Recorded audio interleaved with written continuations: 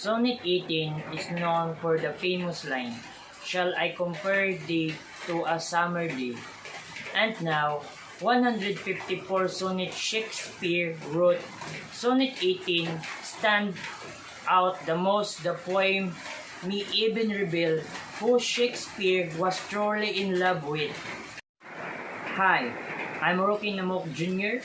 and today we're gonna analyze the Sonnet 18 by William Shakespeare. Shakespeare was an English poet, playwright, and actor. He was born on April 26, 1564 in Stratford-upon-Avon.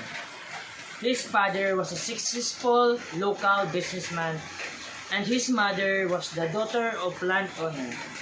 Shakespeare is widely regarded as the greatest writer in the English language, and the word preeminent dramatist. He is often called England's national poet and nicknamed the Bard of Avon. He wrote about 38 plays, 154 sonnets, 2 long narrative poems, and a few other verses, of which the authorship of some is uncertain. His plays have been translated into every major living language and are performed more often than those of any other playwright. Shakespeare used Sonnet 18 to praise his beloved beauty and describe all the ways in which their beauty is preferable to a summer day. The stability of love and its power to immortalize someone is the overarching theme of this poem. The poet begins with an opening question, "Shall I compare thee to a summer day?" and spend the rest of the poem answering that question. The poem is straightforward in language and intent. Several poetic devices enhance the poem meaning through the use of form, imagery, and figurative language to express how his beloved possesses an internal beauty that far surpasses the brightness of that all too fleeting summer day. Shakespeare used this device to also ensure that the permanence of his poem, ensuring that it is everlasting and never succumbs to death like his beloved. The poet starts the praise of his beloved without ostentation and slowly builds the image of his beloved into the perfect being. His beloved is compared to a summer in the first 8 lines as more lovely and more temperate than a summer day, but at the start of the 98th line, his beloved becomes summer as the poet states, "But the eternal summer shall not fade," with the 9th line of the sonnet often being the volta or the turn of the poem. This may be relevant. The beloved has become the very standard by which the true beauty can and should be judged. The latter part of the poem is marked by a more expansive tune exploring deeper feelings. The poet responds to such joy and beauty by ensuring that his beloved will last forever, save from the oblivion that accompanies death. The easy music of the poem may also work to reinforce the impurity of summer compared to the beloved. Shakespeare primarily used imagery of nature throughout the poem to proclaim his feelings about the beauty of his beloved. He describes summer in a way that constructs the kind of summer we usually picture. "Rough winds do shake the darling buds of May," shows that the poet sees the summer climate as a blue to the spring flowers. He wants to show just how much better his beloved beauty is compared to that of summer. Shakespeare works to tear down all positive thoughts of summer so that the reader can recognize just how much that lifts up the image of his beloved. Additionally, when the poet describes the sun, he used the words "gold complexion dimmed." The poet again downplays the familiar brightness of the warm, comforting sun, preparing to its ray as dimmed as a result of describing the season's climate. The poet wants the reader to see that his beloved has looks that will never change and that summer pales greatly in comparison to his beloved. Sonnet 18 contains the elements of classic sonnet. It is written in 14 lines and contains the rhyme scheme EB, EB, CD, CD, AF, EF, GG. The first and the third lines and the second and the fourth lines rhyme. And the pattern continues until the last two lines, both of which rhyme. In addition, the poem is written in iambic pentameter. Each line has 10 syllables, with the first unaccented and the second accented. As a unit of writing, the sonnet has an organic beauty that depends on the balance of symmetrical and asymmetrical form and melody. And historically, sonnet has contained strong themes of love. As a result, Shakespeare used the sonnet form to highlight his message about his beloved and their magnificent appearance. Something striking about this poem is how neat and perfectly tied up it is. Every single line is in a perfect iambic pentameter and there is no enjambment. While the poetry is elegant and written in high and elevated language, the poem is still easy to read. The perfect adherence to classic sonnet form may work to demonstrate the perfection of the beloved being described. This work well with the dominant theme of the poem. Shakespeare also used figurative language to bring his message home. Shakespeare personifies the sun, calling it the eye of heaven.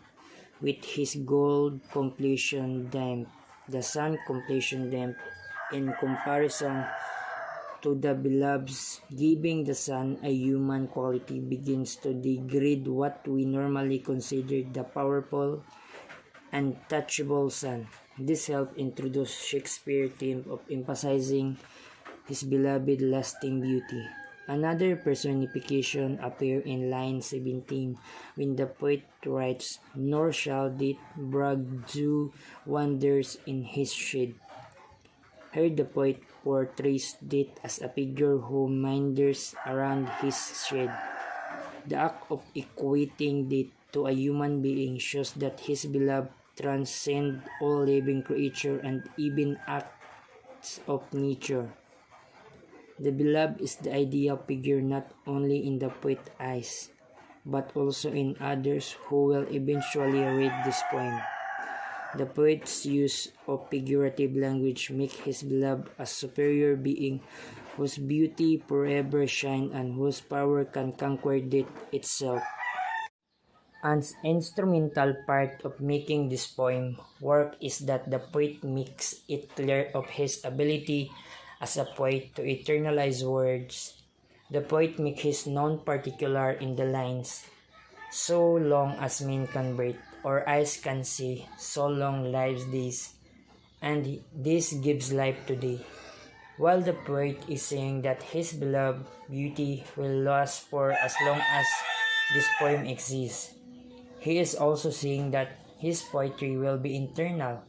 The entire poem up until this point expresses great sentiment about his beloved, but in these last two lines, there seems to be change in the poem on intimity of his writing. These lines ultimately show that the poet is well aware of his skill. Overall, the use of imagery, form, and figurative language allows the poet to skillfully get his message across that his beloved beauty exists that of a summer's day and even transcends time. Shakespeare's methods also secured that everlasting nature of his poem. The Summer of Sonnet 18 by William Shakespeare. The speaker opens the poem with a question addressed to the beloved. "Shall I compare thee to summer day. The next 11 lines are devoted to such a comparison. In line 2, the speaker stipulates what mainly differentiates the young man from the summer day. He is more lovely and more temperate. Summer days tend towards extreme. They are shaken by rough wind, and them, the sun, the eye of heaven, often shines too hot or too dim, and summer is fleeting. Its depth is too short, and it leads to withering of atom as every pair from pair sometime declines. The final quatrain of the sonnet tells how the beloved differs from the summer in that respect. His beauty will last forever. The eternal summer shall not fade and never die. In the couplet, the speaker explains how the beloved beauty will accomplish the feat, and not perish because it is preserved in the poem, which will last forever. It will live as long as men can breathe or eyes can see. Commentary. This sonnet is certainly the most famous in the sequence of Shakespeare sonnets. It may be the most famous lyric poem in English among Shakespeare's works. Only lines such as "to be or not to be" and "Romeo, Romeo," "wherefore art thou Romeo," are better known. This is not to say that it is all the best, or most interesting, or most beautiful of the sonnets, but the simplicity and loveliness of its praise of the beloved has guaranteed its place. On the surface, the poem is simply a statement of praise about the beauty of the beloved.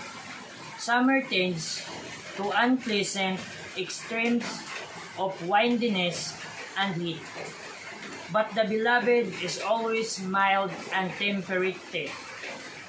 Summer is incidentally personified as the eye of heaven, with its gold complexion. The imaginary throughout its simple and unaffected with the darling buds of May, giving way to the eternal summer, which the speaker promised the beloved. The language, too, is comparatively and adorned for the sonnet. It is not heavy with alliteration or assonance, and nearly every line is its own self-contained clause. Almost every line ends with some functional which affects a pause. Sonnet 18 is the first poem in the sonnet not to be explicitly encourage the young man to have children. The procreation sequence of the first 17 sonnet ended with the speaker realization that the young man might not need children to preserve his beauty. He could also live, the speaker writes at the end of the sonnet 17. In my rhyme, sonnet 18 din is the first rhyme, the speaker first attempt to preserve the young man beautiful for all time. An important theme of the sonnet, as it is important theme throughout much of the sequence, is the power of the speaker poem to defeat time and last forever, carrying the beauty of the beloved down to future generation. The beloved's eternal summer shall not fade precisely, because it is embodied in the sonnet. So long as men can breathe or eyes can see, the speaker writes in the couplet, so long lives this, and this gives life to thee.